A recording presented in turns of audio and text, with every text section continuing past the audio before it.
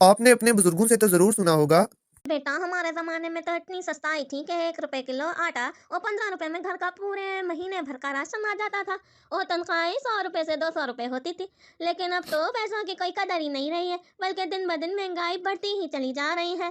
लेकिन आज चूंकि महंगाई इतनी ज्यादा हो गई है कि गुजारा करना मुश्किल हो गया है, जबकि तनख्वाहें भी थाउजेंड में हो गई हैं।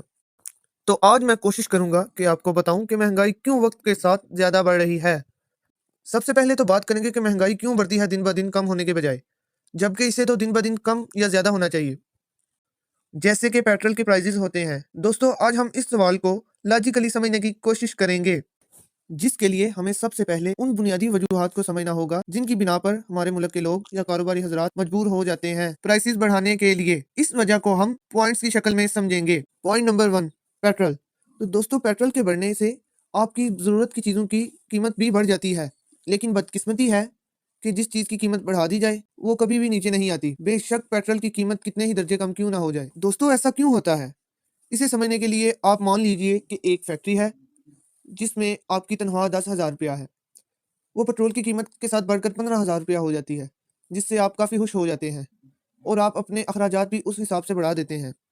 लेकिन जब अचानक पेट्रोल की कीमत गिरने के साथ तो आपको बहुत गुस्सा आता है, क्योंकि आपकी तनख्वाह भी वापस उसी जगह पर आ जाती है।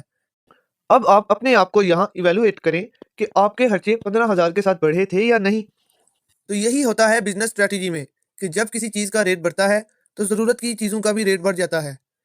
इस वजह से महंगाई कम नहीं होती। तो दोस्तों, बात करेंगे कि पेट्रोलियम के रेट्स क्यों बढ़ते हैं। रीजन नंबर 1, दोस्तों, आप सोचते तो होंगे कि पाकिस्तान जैसी सरजमीन से तो तेल निकाला जा सकता है, लेकिन हम फिर भी क्यों इंपोर्ट करते हैं। तो उसकी वजह यह है कि पाकिस्तान जैसी सरजमीन से अगर हम अपने लिए तेल निकालें तो वो हमें काफी महंगा पड़ सकता है, यहाँ तक कि 500 रुपया फी लीटर तक भी पड़ सकता है। इसीलिए हम पेट्रोल इंपोर्ट करते हैं, जो कि हमें पाकिस्तान की निस्बत काफी सस्ता पड़ता है। लेकिन जब हम पेट्रोल इंपोर्ट करते हैं तो हमें उसकी कीमत भी दूसरे ममालिक की करेंसीज में देनी पड़ती है, जो कि कभी ज़्यादा या कभी कम भी होती है। कोविड-19 में पेट्रोल की प्राइसेस बहुत लो हो चुकी थी, क्योंकि पूरी दुनिया की ट्रैफिक जैम थी, और अब चूंकि ट्रैफिक बहाल हो चुकी है, इस वजह से उसकी निस्बत अब प्राइसेस काफ़ी ज़्यादा हैं। और दूसरी तरफ दुनिया में गाड़ियों की, बसेस, ट्रक्स वगैरह की बहुत ज़्यादा तादाद हो चुकी है, जो कि पेट्रोल के अलावा नहीं चलते। इसलिए पेट्रोल अब ज़रूरत बन चुका है। दोस्तों, अब रीज़न नंबर 2 समझनी होगी, डिमांड एंड सप्लाई। मीन्स के कैसे हमारे मुल्क में सप्लाई को रोककर डिमांड को बढ़ाया जाता है।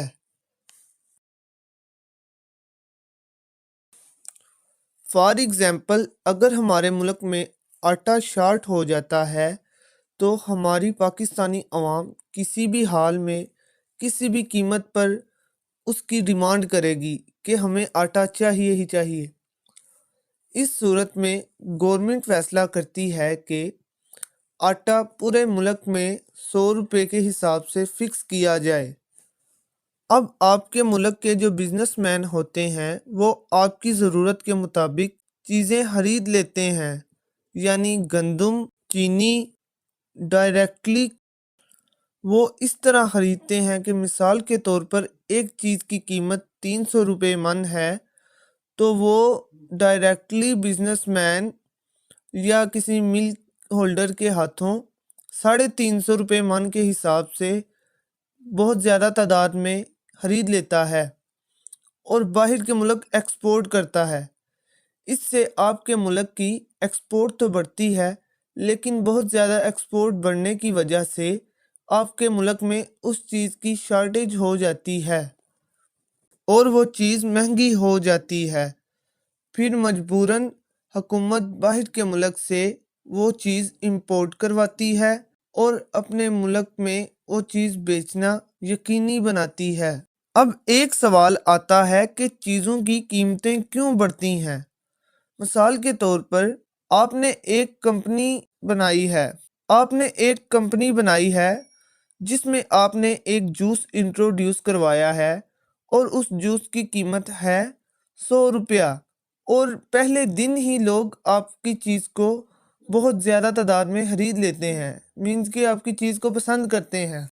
तो आपके अंदर ये आएगा कि मैं अपनी इस अच्छी चीज़ की कीमत बढ़ाकर ज़्यादा प्रॉफिट कमाऊं।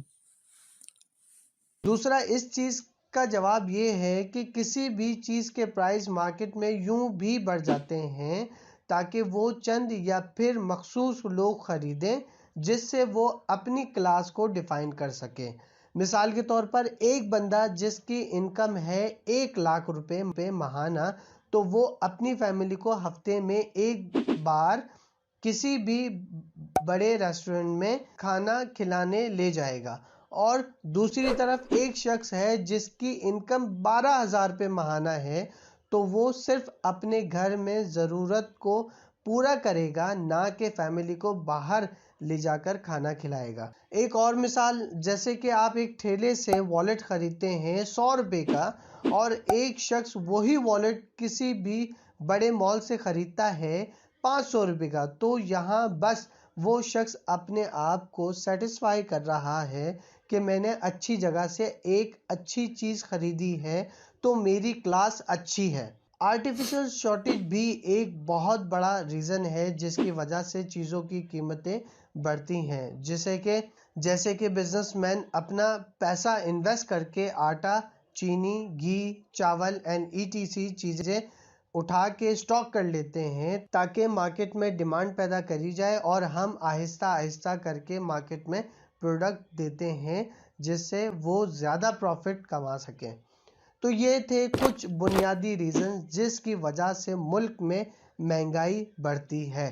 ہو سکتا ہے ان میں کچھ پوائنٹس ٹھیک نہ ہو، اور میں بہت سے پوائنٹ آپ کو اس ویڈیو میں بتا نہیں سکا، تو اپنی رائے سے ضرور آگاہ کریے گا کمنٹ سیکشن میں لکھ کر۔